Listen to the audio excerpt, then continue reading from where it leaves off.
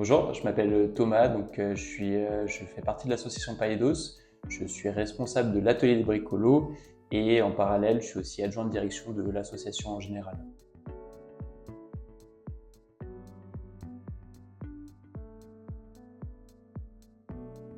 Alors Païdos, c'est une association qui a été créée il y a bientôt 30 ans sur Genève et qui a eu pour mission dès sa création d'offrir des espaces d'accueil, de prise en charge et d'hébergement en faveur, on va dire, des enfants, des adolescents vulnérables, précaires sur Genève.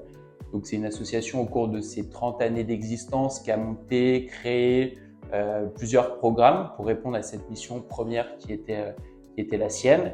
Et à l'heure actuelle, Païdos, c'est encore 3 programmes, dont un qui s'appelle l'Atelier des bricolos, dont je suis le responsable, qui existe depuis 25 ans, dont la mission est d'accueillir les mercredis et les vacances scolaires des groupes d'enfants de 4 à 12 ans qui sont très, on va dire, diversifiés en termes de milieux socio-économiques, en termes d'origine.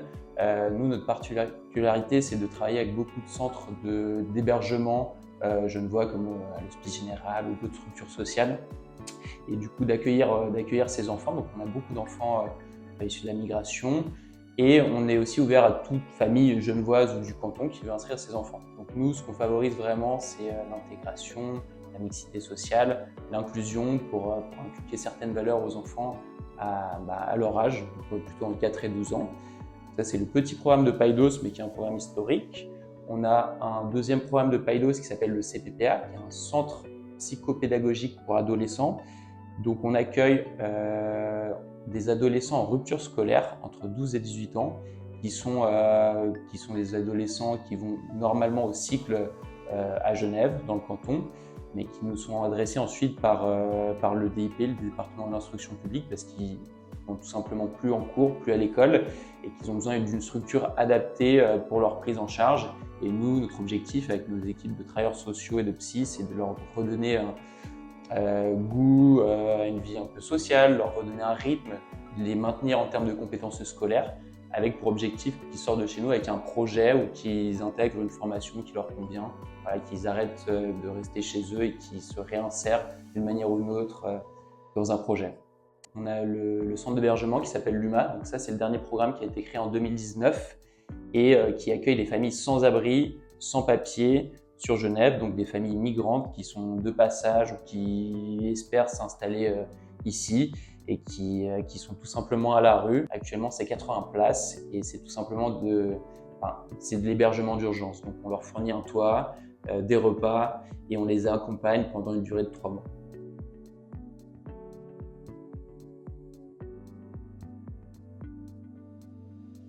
Donc partage pour nous c'est vraiment un partenariat important, c'est un support qui est très valorisé et très reconnu au sein de notre association parce que Partage tout simplement nous fournit des produits alimentaires pour chacun de nos programmes, que ce soit le centre d'hébergement d'urgence, le programme des adolescents ou l'atelier des bricolos dont on a déjà parlé. Je ne connais pas exactement les chiffres, mais sans Partage, je pense que le coût de nos dépenses alimentaires serait vraiment énorme au regard des populations qu'on accueille et des repas qu'on fournit. Donc, on remercie énormément la Fondation Partage de nous fournir tout ce qu'ils nous fournit depuis je ne sais quelle année.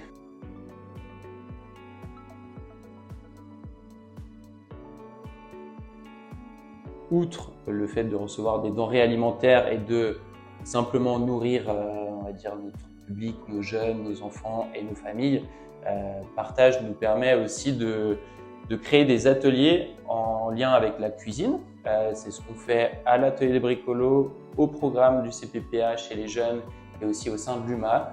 Donc on arrive, grâce à ce pour soi, à créer des ateliers cuisine pour un peu éduquer les jeunes et les enfants déjà à la façon de consommer, à la façon dont sont préparés les plats, et on commence aussi à leur inculquer des valeurs sur le fait de pas gaspiller, économiser la nourriture, parce qu'on leur apprend aussi d'où vient cette nourriture de partage.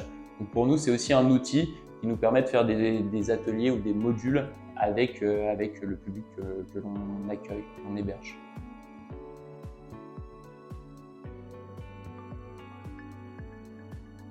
Alors Paidos, on existe depuis 30 ans et j'espère et je pense qu'on est vraiment voué à nous pérenniser dans le temps parce on ressent toujours un besoin massif et en croissance, heureusement ou malheureusement, sur le canton genevois pour des lieux d'accueil adaptés aux enfants, aux adolescents précaires et vulnérables. On est déjà une organisation développée, structurée, mais je pense qu'on tend à se développer dans le futur et pourquoi pas répondre à des nouvelles problématiques et développer des nouveaux projets en lien avec notre mission d'accueil et de prise en charge d'enfants et d'adolescents précaires, vulnérables à Genève.